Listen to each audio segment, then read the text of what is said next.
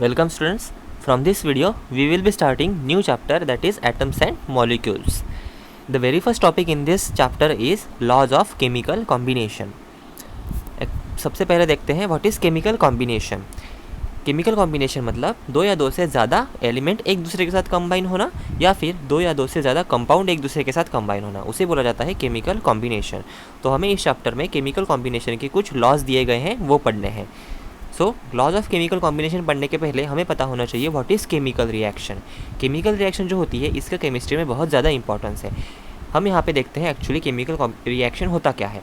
Chemical reaction में क्या होता है, एक या दो या उससे ज़्यादा सब्सटेंसेस एक दूसरे के साथ रिएक्ट करते हैं और उसके बाद as result of that reaction वहाँ पे नए सब्सटेंसेस फॉर्म होते हैं, उसे बोला जाता है केमिकल रिएक्शन. क्या होता है केमिकल रिएक्शन में, some substances react with each other, कुछ सब्सटेंस एक दूसरे के साथ रिएक्ट करते हैं and there is a formation of new substances, नए सब्सटेंसेस वहाँ पे फॉर्म होते हैं. तो इस केमिकल रिएक्शन में दो कंपोनेंट रहते हैं इंपॉर्टेंट, एक रिएक्टेंट और प्रोडक्ट. मैंने क्या बोला था कि एक दो या उससे ज़्यादा सब्सटेंसेस एक दूसरे के साथ क्या करेंगे, रिएक्ट करेंगे.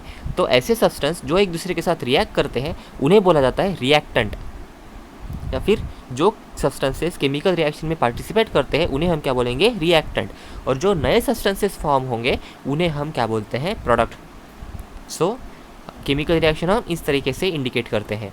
रिएक्टेंट हम लेफ्ट हैंड साइड में लिखेंगे, उसके बाद हम एरो दिखाते हैं और राइट हैंड साइड में हम दिखाते हैं प्रोडक्ट. ये जो रिएक्टेंट है, this are the substances which are taking part in the chemical reaction, या फिर ये सब्सटेंसेस एक दूसरे के साथ रिएक्ट करते हैं and because of the chemical reaction they are getting converted into product. और ये प्रोडक्ट क्या है, नए सब्सटेंसेस जो फॉर्म होते हैं as a result of a chemical reaction. So यहाँ पे मैंने कुछ कॉमन एग्जाम्पल बताए हैं. ये रहा फर्स्ट एग्जाम्पल, ए प्लस बी, ये दोनों रिएक्टेंट है. ये क्या कर रहे हैं, पार्टिसिपेट कर रहे हैं केमिकल रिएक्शन में, रिएक्ट कर रहे हैं एक दूसरे के साथ, देयरफॉर दे आर रिएक्टेंट. और उसके बाद as a result of a chemical reaction they are combining, A B हो रहा है यहाँ पे, ये है हमारा प्रोडक्ट. तो ये है रिएक्टेंट और ये है प्रोडक्ट. उसके बाद सेकंड एग्जांपल एक्स वाई, ये एक्स वाई की केमिकल रिएक्शन हो रही है, इसका ब्रेकडाउन हो रहा है और यहाँ पे फॉर्म हो रहा है एक्स प्लस वाई. सो ये है हमारा रिएक्टेंट और ये है product. This is the new substances which are forming, so this is product. तो इस तरह से हम क्या करते हैं, केमिकल रिएक्शन को इंडिकेट करते हैं. उसके बाद हमें देखना है लॉज ऑफ केमिकल कॉम्बिनेशन. हमें दो लॉज दिए हैं, law of conservation of mass and law of constant proportion. So first law is law of conservation of mass. Law of conservation of mass is given by Lavoisier in 1774. ये law क्या बोलता है, matter is neither created nor it can be destroyed in chemical reaction. Chemical reaction में matter जो है वो create किया नहीं जा सकता या फिर डिस्ट्रॉय भी किया नहीं जा सकता. इसका क्या मतलब हुआ कि टोटल मास जो रहेगा केमिकल रिएक्शन में रिएक्टेंट का, उतना सेम मास रहेगा प्रोडक्ट का. मतलब वहाँ पे कोई भी चेंज नहीं आएगा मास में, जितना मास रिएक्टेंट का उतना सेम मास रहेगा प्रोडक्ट का. देखो यहाँ पे रिएक्टेंट इज गिविंग प्रोडक्ट, ये है हमारी केमिकल रिएक्शन. तो जितना मास रिएक्टेंट का है उतना सेम मास प्रोडक्ट का रहेगा. ऐसा नहीं होगा कि इस प्रोडक्ट में कुछ एक्स्ट्रा मास ऐड हो रहा है या फिर इस प्रोडक्ट का मास जो है वो रिएक्टेंट से कम हो रहा है, ऐसा यहाँ पे नहीं होगा. सेम रहेगा, रिएक्टेंट और प्रोडक्ट का मास सेम रहेगा. Mass of reactant is equal to the mass of products. For example अगर हमने यहाँ पे 100 ग्राम कैल्शियम कार्बोनेट लिया, हमने यहाँ पे क्या लिया, कैल्शियम कार्बोनेट एक केमिकल सब्सटेंस है जो हमने यहाँ पे लिया है एग्जैक्टली वे करके 100 ग्राम, और इसे हम क्या कर रहे हैं, हीट कर रहे हैं. हीट करने की वजह से इसकी केमिकल रिएक्शन होगी, इसका ब्रेक डाउन होगा. एक सब्सटेंसेस से हमें मिलेगा दो सब्सटेंस मिलेंगे यहाँ पे. यहाँ पे ये हमारा रिएक्टेंट है और हमें यहाँ जो दो प्रोडक्ट मिल रहे हैं, यहाँ पे दो प्रोडक्ट मिल रहे हैं, कैल्शियम ऑक्साइड और कार्बन डाइऑक्साइड. हमने क्या किया, हमें इसका वेट तो पता था 100 ग्राम, हमने इसका वेट लिया कैल्शियम ऑक्साइड, इसका वेट हमें मिला 56 ग्राम, और कार्बन डाइऑक्साइड जो हमें प्रोडक्ट मिला उसका वेट हमने किया तो वो भी आया 44 ग्राम. उसके बाद हमने इन दोनों की एडिशन की, वो एडिशन आई 100 ग्राम. तो आप यहाँ पे देख सकते हो रिएक्टेंट का वेट 100 ग्राम है और प्रोडक्ट का वेट भी कितना है, 100 ग्राम. तो यहाँ पे मास में कोई चेंज आया क्या, नहीं. यहाँ पे रिएक्टेंट का मास और प्रोडक्ट का मास सेम है. So this proves that law of conservation of mass is followed. यहाँ पे क्या हो रहा है, law of conservation of mass follow हो रहा है क्योंकि रिएक्टेंट और प्रोडक्ट का मास एग्जैक्टली इक्वल है। उसके बाद ये जो लॉ है वो हम हमारी लैब में प्रूव कर सकते हैं, वेरीफाई कर सकते हैं। कैसे, देखो यहाँ पे हम क्या करेंगे, ये फ्लास्क है, इस फ्लास्क में हमने लिया Na2SO4 यानी सोडियम सल्फेट का सोल्यूशन लिया। ये जो आपको सोल्यूशन दिख रहा है ये सोडियम सल्फेट का सोल्यूशन है। उसके बाद हम क्या करेंगे, एक टेस्ट ट्यूब लेंगे, इस टेस्ट ट्यूब में हम लेंगे कैल्शियम क्लोराइड का सोल्यूशन। इसमें हमने क्या लिया है, कैल्शियम क्लोराइड का सोल्यूशन, और यहाँ पे हमने Na2SO4 सोडियम सल्फेट का सोल्यूशन लिया है। और इस टेस्ट ट्यूब को हम इस तरह से रख देंगे ताकि ये इसके कांटेक्ट में ना आए। उसके बाद हम यहाँ पे स्टॉपर लगा देंगे और इस पूरी असेंबली का हम वेट करेंगे। क्यों कर रहे हैं हम वेट, क्योंकि ये हमारा हो गया रिएक्टेंट, हमें रिएक्टेंट का वेट लेना है। हमने क्या किया, इस तरह से इसका असेंबली कर ली और उसके बाद इसका वेट लिया। इसका वेट कितना आया, 300.23 ग्राम। इस पूरे असेंबली का इतना वेट आया। ये हो गया हमारा रिएक्टेंट का वेट, क्योंकि यहाँ पे हमारा क्या है, रिएक्टेंट से सोडियम सल्फेट और कैल्शियम क्लोराइड। इसके बाद हम क्या करेंगे, इस फ्लास्क को इस तरह से इन्वर्ट कर लेंगे ताकि क्या हो जाए, ये जो टेस्ट ट्यूब में सॉल्यूशन था कैल्शियम क्लोराइड का ये इसके साथ मिक्स हो जाए। और ये मिक्स होने के बाद यहाँ पे क्या होगा, as soon as this chemicals combine with each other there is a formation of product. यहाँ पे क्या मिलेगा, हमें दो अलग अलग प्रोडक्ट मिलेंगे। तो यहाँ पे हमें प्रोडक्ट मिल रहा है, देखो ये मिक्स होने के बाद यहाँ पे हमें प्रोडक्ट मिल गया, calcium sulphate and sodium chloride, ये दो प्रोडक्ट हमें यहाँ पे मिल गए हैं। अभी हम क्या करेंगे, इस प्रोडक्ट का वेट लेंगे, इस पूरी की पूरी असेंबली को हम फिर से यहाँ पे वेइंग बैलेंस पे रखेंगे और इसका वेट ले रहे हैं। इसका वेट हमें मिला 300.23 ग्राम्स। तो यहाँ पे आप देख सकते हो रिएक्टेंट का वेट भी उतना ही है और रिएक्शन होने के बाद जो प्रोडक्ट मिला उसका भी वेट सेम है। इसका मतलब लॉ ऑफ कंजर्वेशन ऑफ मास वो हमेशा फॉलो होता ही है, जितना वेट रिएक्टेंट का रहेगा उतना सेम वेट प्रोडक्ट का ही रहेगा। तो इस तरह से हम law of conservation of mass verify कर सकते हैं। अभी हमें इसके ऊपर क्वेश्चन कैसे आएगा, इसके ऊपर आपको न्यूमेरिकल आ सकता है। इस तरीके से आपको एक केमिकल रिएक्शन दी जाएगी और आपको दिया जाएगा उसके वेट्स दिए रहेंगे, मास दिए रहेंगे, और आपको बोला जाएगा कि वेरीफाई करो law of conservation of mass follow हो रहा है या नहीं हो रहा है। जैसे कि यहाँ पे एक एग्जांपल मैंने लिया है, sodium carbonate reacts with ethanoic acid. Sodium carbonate क्या कर रहा है, इथेनॉइक एसिड के साथ रिएक्ट कर रहा है। इसका मतलब ये क्या है, हमारे रिएक्टेंट्स है to form sodium ethanoate carbon dioxide and water. और क्या फॉर्म कर रहे हैं, sodium ethanoate carbon dioxide and water. इसका मतलब ये क्या है, हमारे प्रोडक्ट्स हैं। तो हमें क्या करना पड़ेगा, इतना सब कुछ लिखने की ज़रूरत नहीं है। हम क्या करेंगे, सिंपली ये जो हमें सेंटेंस दिया था उसे हम इस केमिकल इक्वेशन के फॉर्म में लिख देंगे। Sodium carbonate plus ethanoic acid, ये एक दूसरे के साथ रिएक्ट कर रहे हैं, तो वो हम लेफ्ट हैंड साइड में लिखेंगे, ये है हमारे रिएक्टेंट्स, और एरो देके हम राइट हैंड साइड में प्रोडक्ट्स लिखेंगे, sodium ethanoate carbon dioxide and water, these are our products. देखो अभी नेक्स्ट क्या दिया है, in this experiment 5.3 gram of sodium carbonate reacted with 6 gram of ethanoic acid. हमें अभी मास दिया है, सोडियम कार्बोनेट का मास कितना दिया है 5.3 ग्राम, इथेनॉइक एसिड दिया है 6 ग्राम, और इसके बाद इन तीनों का भी वेट दिया है। हम क्या करेंगे, इनका वेट निकाल लेंगे, इन दोनों का कंबाइन वेट निकालेंगे और इन तीनों का कंबाइन वेट निकालेंगे, और अगर ये इक्वल आता है तो इसका मतलब लॉ ऑफ कंजर्वेशन ऑफ मास क्या है, फॉलो हो रहा है। तो देखो हमने नीचे यहाँ पे वही किया है, मास ऑफ रिएक्टेंट्स, इन दोनों का वेट कंबाइन किया है, 5.3 प्लस 6 कितना आया 11.3 ग्राम, रिएक्टेंट का मास आया 11.3 ग्राम। उसके बाद प्रोडक्ट्स का मास, सोडियम इथेनॉइड का मास है 8.2, उसके बाद कार्बन डाइऑक्साइड है 2.2 और वाटर है 0.9 ग्राम। इन तीनों का वेट एडिशन करने के बाद हमें मिला 11.3 ग्राम। तो देखो यहाँ पे रिएक्टेंट का वेट भी उतना ही है और प्रोडक्ट का वेट भी उतना ही है, तो यहाँ पे नो चेंज इन मास। इसका मतलब क्या हुआ, law of conservation of mass is followed. Mass क्या हुआ है, कंजर्व हुआ है। कंजर्व हुआ मतलब वो चेंज नहीं हुआ है, सेम है।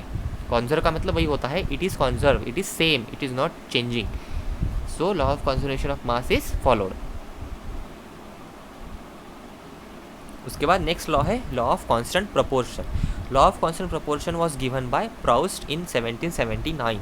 ये क्या बोलता है लॉ कि chemical compound, any particular chemical compound always consist of same element. मतलब कोई भी केमिकल कंपाउंड जो रहे उसमें हमेशा सेम एलिमेंट रहेंगे, और ये जो सेम एलिमेंट है वो सेम प्रपोर्शन में कंबाइन रहेंगे। सेम रेशो या फिर सेम प्रपोर्शन में एक दूसरे के साथ कंबाइन रहेंगे। Any chemical compound always consist of same element which are combined together in same proportion by mass. देखो इसका डायरेक्ट एग्जांपल बताता हूँ मैं।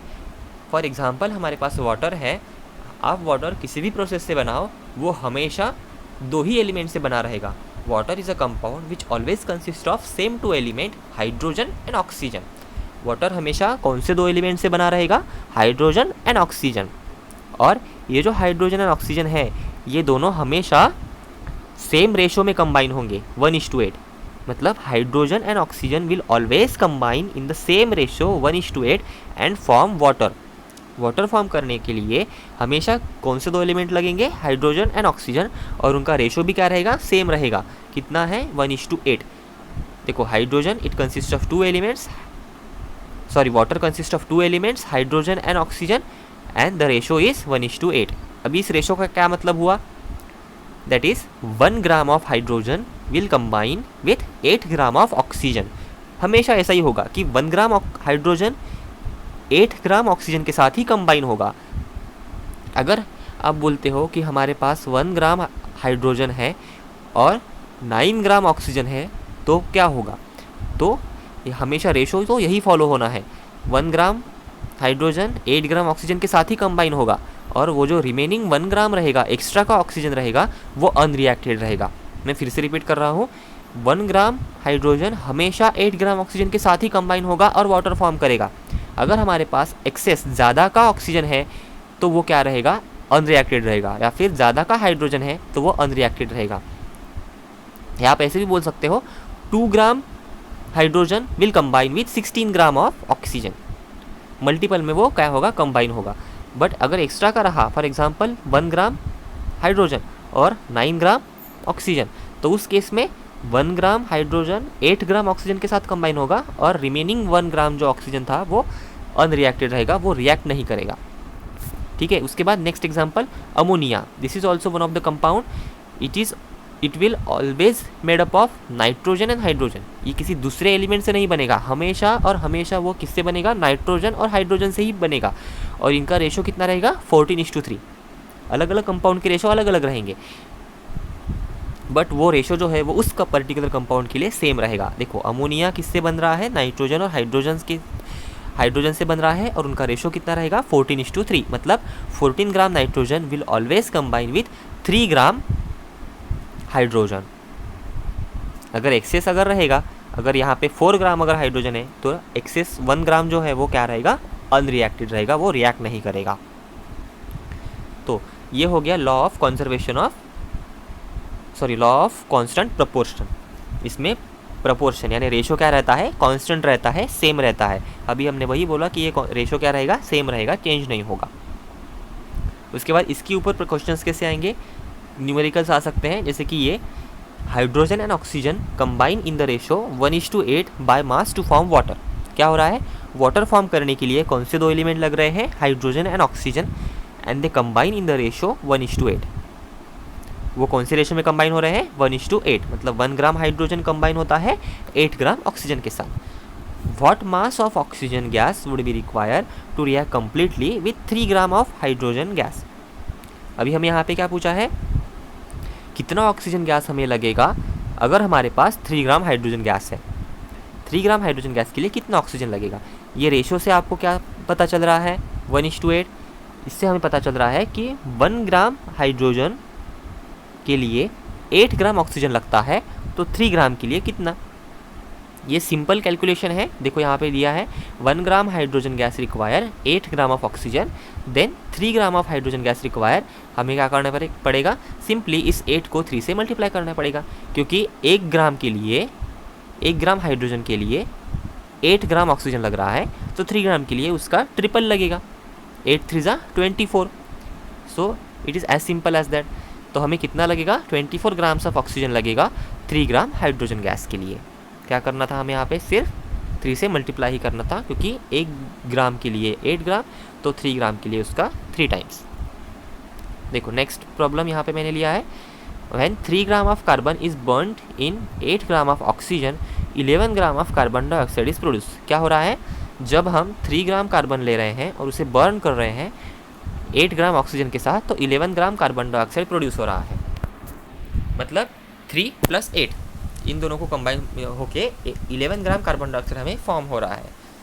इसका क्या मतलब हुआ, ये रेशो दिया है आपको, 3:8 का रेशो दिया है आपको, ठीक है।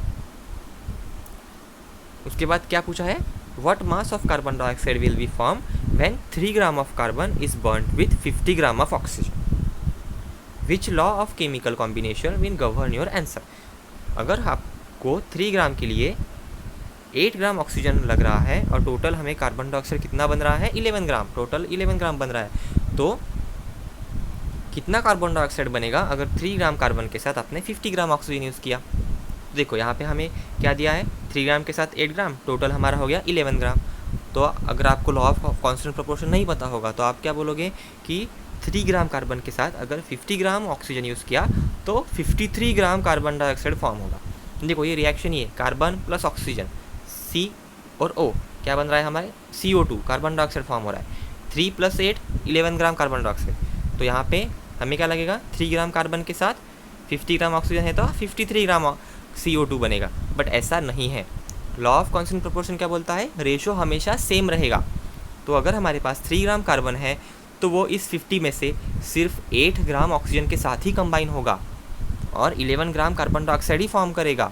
रिमेनिंग जो 50 - 8 42 ग्राम ऑफ ऑक्सीजन है वो क्या रहेगा, अनरिएक्टेड रहेगा, वो रिएक्ट ही नहीं करेगा, क्योंकि रेशो क्या रहता है, हमेशा सेम रहता है, रेशो चेंज नहीं होता। तो 3 ग्राम के साथ 8 ग्राम ही रिएक्ट करेगा, रिमेनिंग 42 ग्राम वो रिएक्ट ही नहीं होगा। तो हमें कार्बन डाइऑक्साइड कितना मिलेगा, 11 ग्राम ही मिलेगा, क्योंकि रेशो हमेशा क्या रहेगा, सेम रहेगा। सो इस तरह से ट्रिकी क्वेश्चन भी आपको आ सकता है। उसके बाद ये लास्ट क्वेश्चन मैं यहाँ पे आपको एक्सप्लेन कर रहा हूँ। देखो यार इस क्वेश्चन में क्या दिया है, 0.24 gram of sample of compound oxygen and boron was found by analysis to contain 0.096 gram of boron and 0.144 gram of oxygen. क्या दिया है आपको, यहाँ पे एक सैंपल हमने प्रिपेयर किया है, ये है हमारा सैंपल बोरॉन ऑक्साइड का। बोरॉन ऑक्साइड का कंपाउंड हमने फॉर्म किया है और ये फॉर्म होने के बाद हमने इसका क्या किया, बोरॉन ऑक्साइड फॉर्म कैसे होगा, बोरॉन प्लस ऑक्सीजन, बोरॉन लेंगे हम और उसे रिएक्ट करवाएंगे ऑक्सीजन के साथ, क्या मिलेगा हमें, बोरॉन ऑक्साइड। और ये बोरॉन ऑक्साइड का वेट हमें कितना मिला, टोटल 0.24 ग्राम। ये है हमारा जो प्रोडक्ट मिला है उसका वेट है, हमारा इस प्रोडक्ट का वेट है 0.24 ग्राम। और हमारे इसके बाद हमने क्या किया, इसमें बोरॉन कितना है वो कैलकुलेट किया, इसमें बोरॉन है 0.096 ग्राम और ऑक्सीजन कितना है 0.144 ग्राम। तो हमें अभी पूछा है कि परसेंटेज कंपोजिशन निकालो, बोरॉन का और ऑक्सीजन का परसेंटेज कितना है इस कंपाउंड में वो निकालना है। तो इसके लिए आपको कोई लॉ ऑफ केमिकल कॉम्बिनेशन पता नहीं होगा तो भी चलेगा, क्योंकि ये सिर्फ कॉमन सेंस की बात है। देखो यहाँ पे क्या है, 0.24 ग्राम सैंपल है, उसमें 0.096 बोरॉन है, 0.24 में 0.096 बोरॉन है और आपको पूछा है परसेंटेज निकालो। तो परसेंटेज तो आपको निकालने आते हैं, परसेंटेज कैसे निकालते हैं, अगर इतने टोटल में 0.24 ग्राम में इतना अगर बोरॉन है तो 100 में कितना, परसेंटेज के लिए हम ऐसे ही करते हैं ना। तो हमें सिर्फ क्या निकालना है, परसेंटेज। तो परसेंटेज का फॉर्मूला कैसे आएगा, देखो परसेंटेज ऑफ बोरॉन कैसे निकालेंगे हम, बोरॉन का मास हमें पता है कितना है 0.096, वो हम रख देंगे और टोटल कितना है, कितने में है वो 0.224 ग्राम में है, तो 0.24 × 100, इससे हमें क्या मिल जाएगा, इस कंप्लीट कंपाउंड में बोरॉन कितना है उसका परसेंटेज निकाल आ जाएगा यहाँ पे 40%। उसके बाद उसी तरह से हम क्या करेंगे, ऑक्सीजन का परसेंटेज निकालेंगे।